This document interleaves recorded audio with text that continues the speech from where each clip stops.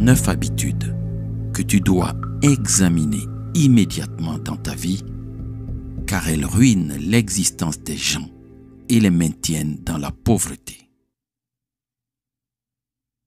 Avant de commencer cet enseignement, je tiens à te souligner que les habitudes que je vais te révéler ici sont celles que connaissent les personnes qui ont percé les mystères de la réussite et les ont appliquées pour avoir des parcours exceptionnels sur le plan personnel et professionnel.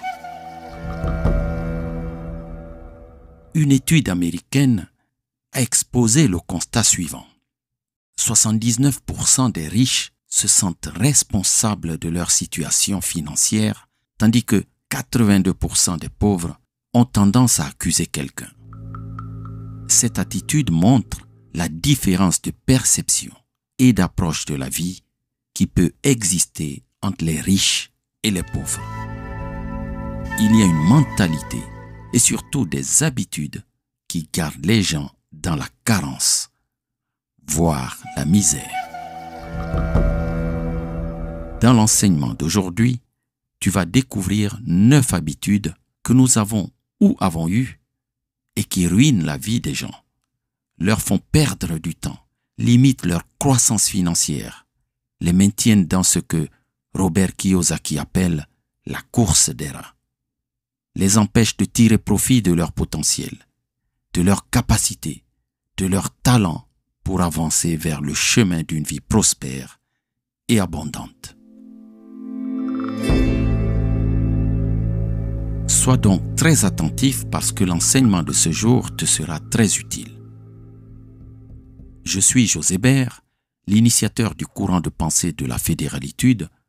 Si tu es nouveau sur cette chaîne, assure-toi d'activer la cloche des notifications pour t'abonner, car je publie au moins un enseignement chaque semaine et ne perds surtout pas l'opportunité de continuer à apprendre pour améliorer ta vie.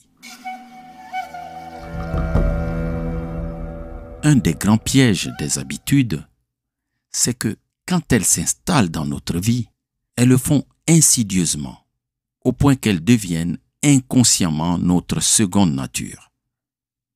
Nous les pratiquons alors mécaniquement, comme des robots, sans nous en rendre compte.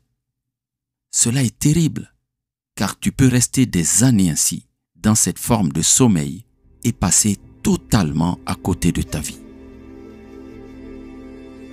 D'où l'intérêt de cet enseignement qui va t'aider à détecter s'il y a une ou des habitudes dont tu peux te défaire pour amener ta vie à un niveau supérieur. Pour que tu comprennes par quel processus les habitudes s'installent dans notre vie, cette explication du Mahatma Gandhi est très explicite. Vos croyances deviennent vos pensées. Vos pensées deviennent vos mots. Vos mots deviennent vos actions. Et vos actions deviennent vos habitudes. Par cet enchaînement logique, Gandhi nous montre comment on passe d'une chose anodine comme la croyance, le fait de dire « je crois », à une habitude, c'est-à-dire à une manière courante de se comporter, d'agir. Par ailleurs, et par définition, un ensemble de croyances et d'habitudes produit ce qu'on appelle une mentalité. Il est important de parler des habitudes de pauvreté, mais il est surtout important de comprendre que nos habitudes proviennent de notre mentalité. La mentalité est liée à ce à quoi nous croyons et à notre manière de penser. Cette dernière est influencée par de nombreux autres facteurs comme notre éducation, notre entourage, etc. Comment se traduit concrètement dans notre vie tout ce processus qui va des croyances et de la pensée et aboutit aux habitudes? Si on revient à la citation de Gandhi, elle se poursuit ainsi. Vos actions deviennent vos habitudes. Vos habitudes deviennent vos valeurs. Vos valeurs deviennent votre destinée. En sociologie, Le mot valeur au pluriel, donc les valeurs, correspond à ce à quoi les gens attribuent de la valeur, ce à quoi ils accordent de l'importance. C'est ce processus qui passe par la croyance, la pensée, les mots, les actions, les valeurs, qui forgent le chemin que prend ta vie. On peut appeler cela la destinée ou le destin. Le destin étant pris, selon sa définition, comme une puissance qui règle à l'avance, fixe de façon irrévocable le cours des choses à venir, le cours des événements. Et la destinée comme un ensemble d'événements, de circonstances, heureuses ou malheureuses, qui composent la vie et qui sont envisagées dans une issue indépendante de notre volonté. Si tu ne veux pas rester l'objet du destin, il est important que tu écrives cette phrase qu'a dit un jour James Allen et que tu y médites. Tu es aujourd'hui là où tes pensées t'ont conduit. Tu seras demain là où tes pensées te mènent. Et ensuite, si tu veux réorienter ta vie, ton destin, ta destinée, il est fondamental que tu commences à te préparer mentalement pour changer de mentalité en inscrivant ce conseil du même auteur et en te le répétant le plus régulièrement possible. Tu es le créateur de ta réalité. On t'a donné cette capacité. Tu es libre de tes actes. Tu es un aspect illimité, une portion de la divinité. À travers l'enseignement d'aujourd'hui, mon objectif est que tu puisses identifier et prendre conscience des habitudes qui freinent ton désir d'évolution, qui t'empêchent de marcher vers une vie plus abondante et plus riche. Si tu modifies ta façon de penser, tes habitudes changeront et ta vie prendra un autre tournant. Si parmi les habitudes que je vais te citer, tu as certaines d'entre elles, ne culpabilise pas. Fais simplement de ton mieux en te rappelant que ce sont de petits changements qui créent de grandes transformations. Habitude numéro 1. Ne pas surveiller ses pensées et ses paroles. Nous sommes ce que nous pensons. Le monde entier naît de nos pensées. Avec nos pensées, nous créons le monde, a dit le bienheureux Bouddha Gautama il y a 2500 ans. Nous l'avons déjà dit, il y a un lien direct entre les pensées et les habitudes. Si tu es pauvre, commence en tout premier lieu par examiner ta façon de penser. Observe si tes pensées te mènent vers le positif, l'enthousiasme, l'optimisme, l'envie de réussir, la richesse, l'abondance, la prospérité, ou l'inverse, le découragement, la résignation.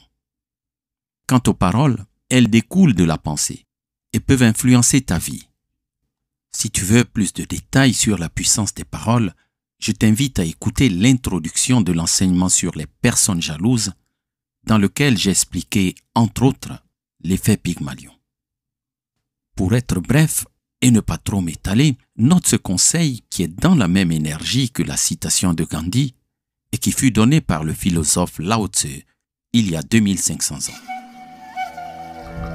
Surveille tes pensées, car elles deviennent des mots. Surveille tes mots, car ils deviennent des actes.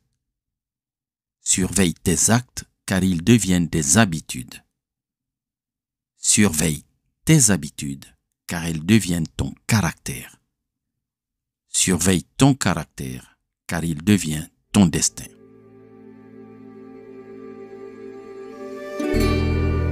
Habitude numéro 2. Ne pas bénir ses revenus. Beaucoup de personnes pauvres dépensent leur argent sans penser à la puissance de sa valeur. Au contraire, les riches connaissent ce secret. Dépensent avec l'intention qu'il va se multiplier et leur revenir. Pour eux, l'argent est un fluide, un flux d'énergie. Il doit circuler. Ils savent bénir l'argent. Bénir signifie bien dire, c'est-à-dire dire du bien. Chaque fois qu'un centime tombe dans tes mains, il faut le bénir. Il en est ainsi pour ton salaire, même si tu penses qu'il est faible. Un cadeau que tu reçois, un argent que tu ramasses, etc. Bénis-le avec beaucoup de gratitude avant de commencer à le dépenser. Quand tu donnes, quand tu paies tes factures, fais tes courses, quand tu utilises ton argent à bon escient, n'aie pas un pincement au cœur en te disant que l'argent est en train de partir. Au contraire, tu dois le faire avec amour et gratitude parce qu'il doit tourner. Il vient à toi pour régler tes problèmes. Chaque fois que tu vas dépenser ou donner cet argent, répète ceci. Que cet argent soit fructifié et me revienne multiplié par milliers. Attention, il faut le dire avec conviction et foi. Apprends à bénir l'argent que l'univers met entre tes mains. Habitude numéro 3. Ne pas payer ses dettes.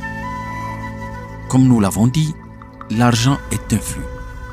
Ce qu'on te donne est à toi. Ce qu'on te prête ne t'appartient pas.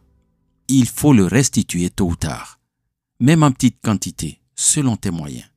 Il faut solder la dette. Celui qui ne rembourse pas ses dettes est comme celui qui vole.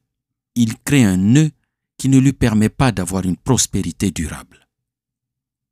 Tous ceux qui s'enrichissent en volant les autres s'exposent à la loi d'action et conséquence ou loi du karma. Elle s'appliquera à eux tôt ou tard, et si nécessaire, sur leurs descendants. Les dettes créent des attachements. Si on veut prospérer, il faut se libérer de ces dettes. Habitude numéro 4. Ne pas avoir d'éducation financière. Il existe une citation très puissante et que l'on a prêtée à différents auteurs dont Abraham Lincoln.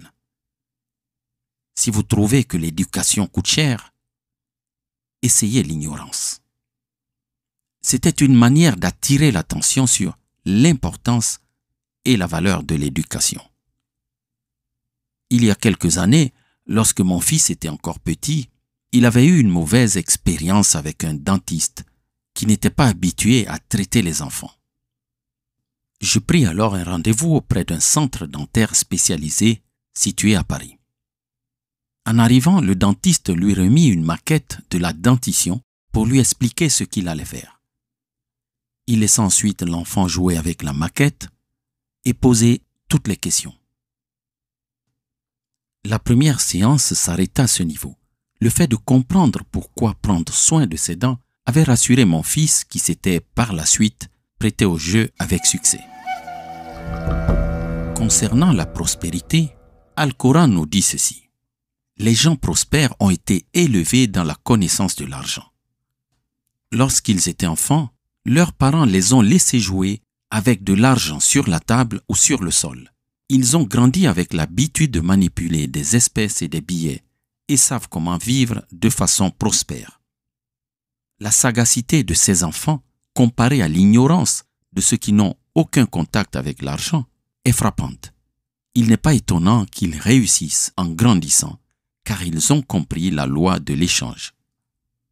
Tout part donc de l'éducation.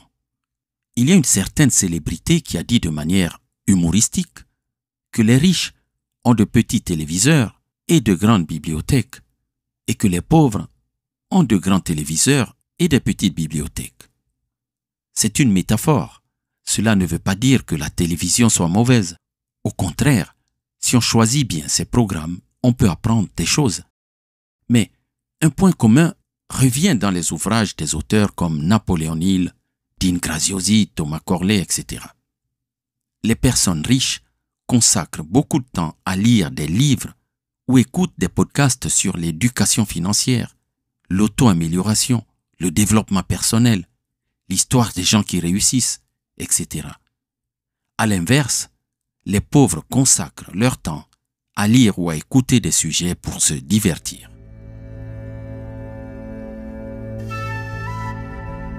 Habitude numéro 5. Avoir un entourage qui tire vers le bas. Tu constateras qu'une personne qui n'a dans son cercle que des gens qui font le strict minimum et qui se laissent vivre va rarement se démarquer. Elle aura généralement tendance à suivre les mêmes attitudes.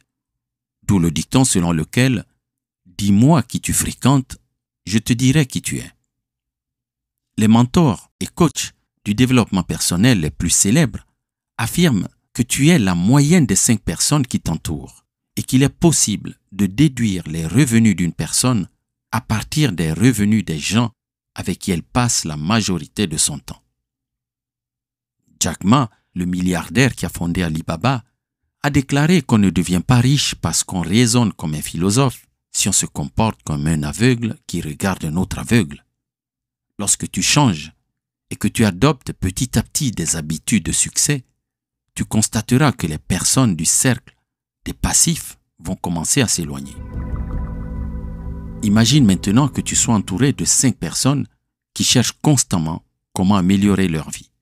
Elles cherchent comment avoir une vie de prospérité et d'abondance, comment surmonter leurs difficultés, comment améliorer leur situation. Si tu t'entoures de ce genre de personnes, tu seras forcément influencé positivement par leur comportement. Si tu veux avoir une vie abondante, évite de t'entourer et de t'associer à des personnes oisives, sans ambition, qui passent leur temps à parler, à réinventer le monde, mais qui, au moment d'agir, disparaissent. Ce sont des personnes qui te font perdre ton temps et te tirent vers le bas.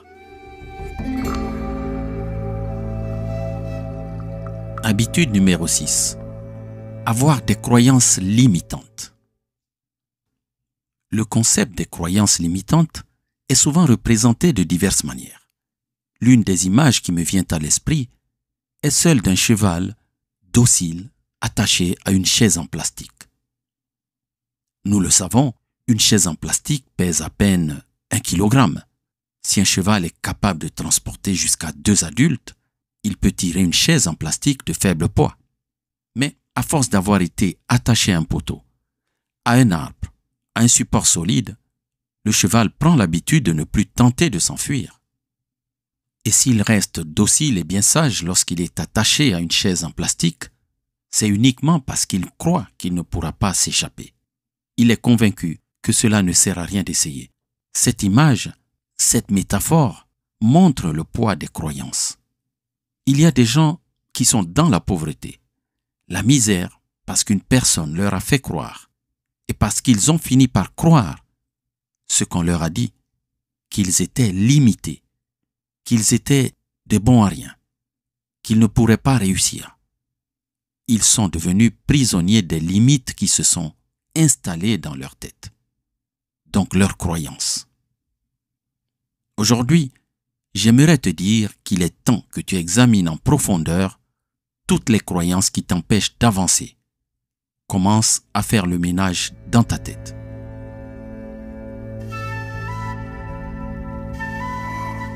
Habitude numéro 7. Ne pas braver les difficultés. Quel que soit ton pays, il y a des gens qui réussissent. Il y en a qui réussissent parce qu'ils sont nés du bon côté, mais il y en a qui réussissent parce qu'ils n'ont jamais arrêté de surmonter les obstacles qu'ils rencontrent. Le philosophe Sénèque n'avait-il pas dit « C'est un chemin difficile, celui qui mène aux hauteurs de la grandeur ». À côté de ceux qui réussissent, il y en a qui baissent les bras dès la première difficulté. Ils ont arrêté de se battre et vivent sans ressources suffisantes. Ils se morfondent sur le mal qui leur a été fait. Ils se trouvent un bouc émissaire pour expliquer leurs conditions. Certains accusent le dirigeant au pouvoir et espèrent qu'en le changeant, leurs conditions changera. D'autres attendent de gagner à la loterie ou se contentent d'être pris en charge par les associations caritatives ou l'État. Sache que toutes les personnes qui incarnent des histoires magnifiques de réussite ont souvent connu des échecs. L'échec fait partie de la vie. Pour surmonter l'échec, imagine ceci. Un tas de sable qui te tombe dessus. Tu as 2 choix. Tu te laisses enterrer par ce sable ou tu l'utilises comme une échelle, comme un escalier, et tu te retrouveras plus haut. Considère l'échec comme une partie de ton succès. J'avais écrit une métaphore sur ce sujet. Si tu cherches l'histoire du poney Galopino, tu devrais la retrouver sur la chaîne.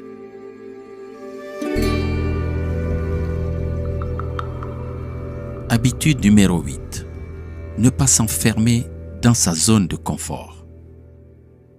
Il vient un moment dans la vie où l'on est bien, on a l'essentiel, on vit avec ce que l'on possède, mais on n'a plus de projet, plus d'activités stimulantes. On se contente de ses acquis. Que se passe-t-il si certains des piliers qui t'assuraient ton confort se brisaient? La probabilité est grande que tu tombes. Les vrais riches sont ceux qui arrivent à conserver leur richesse sur plusieurs générations. Et pour cela, ils transmettent les habitudes adéquates à leurs enfants, à ceux qui les entourent. Commence donc à travailler pour avoir des habitudes qui assureront ta prospérité le plus longtemps possible. Aussi petites soient ces habitudes, ce sera déjà un début. Habitude numéro 9, ne pas entretenir de réseau. Il y a des parfaits incroyants et insouciants qui n'hésitent pas à chercher le secours auprès de Dieu quand un malheur leur arrive.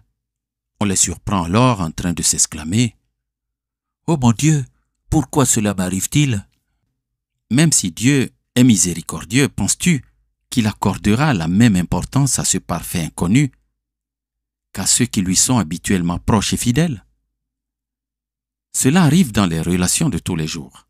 Il y a des gens, des voisins, des anciens amis, des parents, qui ne se rapprochent de toi que quand ils se retrouvent dans des difficultés.